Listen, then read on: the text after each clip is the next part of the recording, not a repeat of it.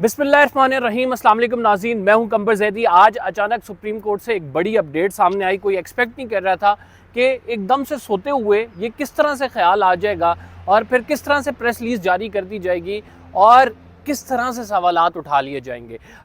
ये मैं बात किस चीज़ की कर रहा हूँ, अभी तक शक व शुबात मुकम्मल तौर पर दूर नहीं हुए हैं इलेक्शंस के हवाले से। क्या वजूहात हैं, आज की बड़ी स्टोरी आपके साथ शेयर कर रहे हैं। ये स्टोरी लिंक करती है 3 से 4 चीज़ों से, और वो 3 से 4 चीज़ें हम आपको अपने वीलॉग में बताएंगे। और साथ सुप्रीम कोर्ट ने जो 2 आमने सामने लोग हमें आते हुए दिखाई दे रहे हैं, वो एक तरफ सुप्रीम कोर्ट ऑफ पाकिस्तान होगी और दूसरी जानिब इस्टाब्लिशमेंट मुमकिन तौर पर होगी। क्योंकि जो हालात व वाक़यात बता रहे हैं वो ये बता रहे हैं कि सब कुछ अच्छा की रिपोर्ट नहीं है, इतना आसान नहीं है इलेक्शन हो जाना।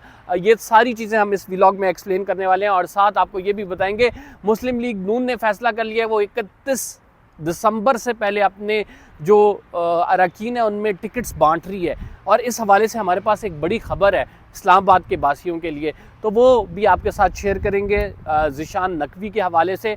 अगर आपने चैनल को सब्सक्राइब नहीं किया अभी तक तो सब्सक्राइब ज़रूर कर लें, बेल का आइकन ज़रूर दबाएं। आज मैंने कहा अचानक एकदम से बड़ी खबर आई, धमाका खेज़ खबर, और अभी टीवी स्क्रीन्स पे आपकी वो खबर चल रही होगी। वो खबर बेसिकली पाकिस्तान बार काउंसिल की प्रेस रिलीज़ है और simultaneously supreme court bar association की प्रेस रिलीज़ है। इस प्रेस रिलीज़ में लिखा क्या गया है, ये जारी क्यों की गई है और इससे कबल बार एसोसिएशंस का क्या मौक़िफ़ था, ये एक आपको रिमाइंडर के तौर पे, यादाश्त के तौर पे मैं ये चीज़ें बता रहा हूँ ताकि आपके जहन में रहे कि क्या क्या साजिशें इलेक्शन रोकने के लिए मुमकिन तौर पर अभी हमें नज़र आ रही हैं और होगा क्या, इसका हल क्या होगा, क्या वाकई इलेक्शंस की तरफ जाया जाएगा या नहीं जाया जाएगा। क्योंकि इस टाइम जो पाकिस्तान बार कौंसिल है उसने जो चीफ इलेक्शन कमिश्नर हैं सिकंदर सुल्तान राजा, उन पर एतराज़ कर दिया है। उन्होंने न सिर्फ उन पर एतराज़ किया बल्कि हल्का बंदियों को चैलेंज किया है। उन्होंने लेवल प्लेइंग फील्ड के मामले को उठाया है और साथ उन्होंने कहा कि गुजरांवाला, रावलपिंडी, झेलम, इनकी जो हल्का बंदी की गई है इसमें अदम तवाज़ुन है। एक ऐसे मरहले पे जब चीफ जस्टिस ऑफ पाकिस्तान हल्का बंदियों के हवाले से 2 हाई कोर्ट के, एक जस्टिस आमिर फ़ारूक और जस्टिस बाकिर नजफ़ी को ये कह चुके हैं कि आप ऐसी कोई दरख्वास्त नहीं सुनेंगे और ऐसी दरख्वास्तों से इलेक्शंस को मुलतवी नहीं किया जा सकता, तो सुप्रीम कोर्ट बार एसोसिएशन और साथ पाकिस्तान बार काउंसिल की प्रेस रिलीज़ आना यकीनन मेरे लिए एक बड़ी ख़बर थी। उसकी वजूहात ये हैं कि पाकिस्तान बार काउंसिल और सुप्रीम कोर्ट बार एसोसिएशन की ये जो प्रेस रिलीज़ हैं ये एक ही तरफ नुक्ता चीनी कर रही हैं, एक ही तरफ नुक्ते को दिखा रही हैं कि वो राइट नाउ कहते हैं कि ये तमाम मामलात सेटल हों और फिर इंतखाबात की तरफ जाया जाए। इंटरेस्टिंगली इन दोनों प्रेस रिलीज़ की आप वर्डिंग देख लें तो वो भी ऐसा लगता है कि एक ही जगह से जैसे ये ड्राफ्ट हुई भी हों और इसमें इलेक्शन कमीशन के ऑफ पाकिस्तान के बहुत सारे मामलात पर सवालात उठाए गए हैं और कहा गया कि अगर level playing field Imran Khan साहब को नहीं मिली तो इसका मतलब है इलेक्शन साफ़ व शफाफ नहीं होंगे, और अगर इलेक्शन साफ़ व शफाफ ना हो तो इलेक्शन कराने का क्या फ़ायदा है। इसमें लिखते हैं कि मुल्क के मुतनाज़ा तरीन इलेक्शन होने जा रहे हैं क्योंकि इससे कबल जो चीज़ें हो रही हैं, ख़ुसूसन इलेक्शन कमीशन पे जो एतराज़ आ रहे हैं वो बड़े मायनी खेज़ हैं।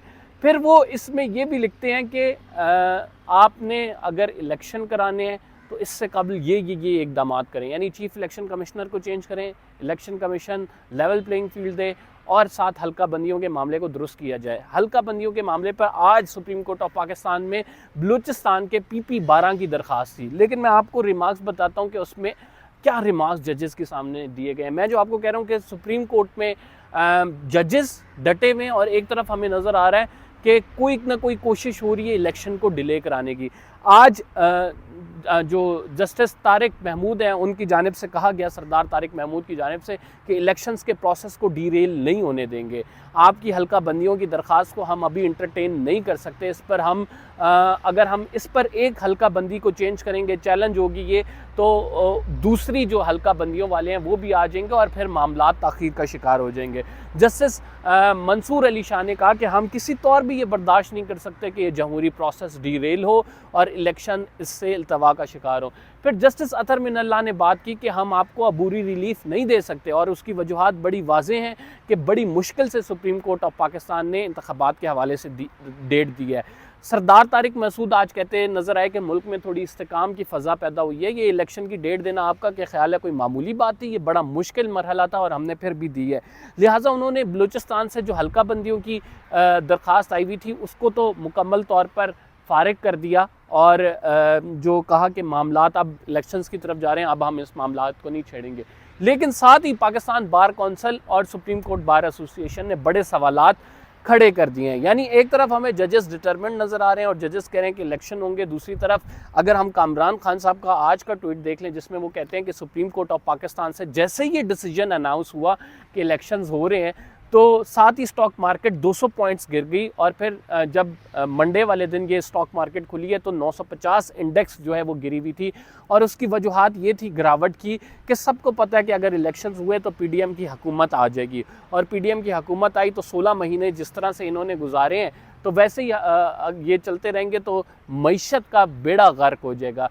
तो कामरान खान साहब से मेरा सवाल है, तो इसका मतलब है क्या हमें इलेक्शन प्रोसेस की तरफ नहीं जाना चाहिए, बल्कि हमें तो एक free and fair election process की तरफ जाना चाहिए? अगर इमरान खान साहब की आप ये कह सकते हैं कि सिक्का चल रहा है, लोग बोल रहे हैं, तो लेट पीपल डिसाइड कि उनका कौन रूलर होगा, और लोगों को हक के हुक्मरानी है, ना कि किसी इदारे को, ना ही किसी अदलिया को, क्योंकि ये तो हमारे आइन में बड़ा वाज़े लिखा हुआ है। तो अगर पाकिस्तान बार कौंसिल और सुप्रीम कोर्ट बार एसोसिएशन की प्रेस रिलीज का भी ताल्लुक है तो इसमें बदनीयती नज़र आती है इंतखाबात डिले कराने के हवाले से। हाँ, यहाँ तक मुतालबा उनका बिल्कुल जायज़ है कि आप लेवल प्लेइंग फील्ड दें, लेकिन लेवल प्लेइंग फील्ड कितनी मिल रही है इस हवाले से जजेस एक तरफ तो हमें ये कहते नज़र आ रहे हैं कि इंतखाबात हम ज़रूर कराएंगे, लेकिन वो सारी एक तरफा बात यानी इलेक्शन कमीशन की बात मान रहे हैं। दूसरी तरफ उनको जो लेवल प्लेइंग फील्ड देनी चाहिए, जिस तरह से एक पार्टी को रोका जा रहा है, उसको जलसे नहीं किए जा रहे, उस हवाले से जजेस बिल्कुल खामोश हैं। तो यानी अगर आप इंतखाबात फ्री एंड फेयर चाहते हैं तो आपको ये भी चाहिए कि लेवल प्लेइंग फील्ड की भी इंश्योर करवाएं आप। और एक तनाजुर में ये प्रेस रिलीज जो लेवल प्लेइंग फील्ड का मामला दिया गया है, इसमें जजेस को नोटिस लेना चाहिए कि पाकिस्तान बार कौंसिल्स भी अगर ये कह रही हैं तो एटलीस्ट लेवल प्लेइंग फील्ड होनी चाहिए। लेकिन इन प्रेस रिलीज़ को या इलेक्शन कमीशन पे बार कौंसिल्स के एतराज़ात को बना के इलेक्शन मुलतवी नहीं कराने चाहिए। सिर्फ एक मसला है इस पूरे इलेक्शंस में, और वो ये है साफ़ और शफाफ इलेक्शंस के लिए लेवल प्लेइंग फील्ड का। 8 फरवरी की तारीख आप इंटैक्ट रखें, उस पर जजेस डटे रहें, लेकिन जजेस को साथ एक काम ज़रूर करना होगा, और वो एक काम ये होगा कि इंतखाबात के लिए माहौल साजगार माहौल, तमाम पार्टियों को यकसर मौक़े, और उसके बाद फिर जो इक़्तिदार है उसकी मुंतकली। अभी एज़ ऑफ नाउ जो हमारे तक ख़बरें हैं वो ये हैं कि सुप्रीम कोर्ट ऑफ पाकिस्तान डटी रहेगी, 8 फरवरी से 1 इंच भी सुप्रीम कोर्ट पीछे नहीं हटेगी, और इलेक्शंस 8 फरवरी को ही होंगे। अगर कोई और चीज़ चाहता है कि इलेक्शंस ना हो तो उसके लिए एक्स्ट्रा कॉन्स्टिट्यूशनल मेजर्स लेने पड़ेंगे, जिसकी आइन में कोई गुंजाइश नहीं है, और राइट नाउ वो माहौल भी नहीं है।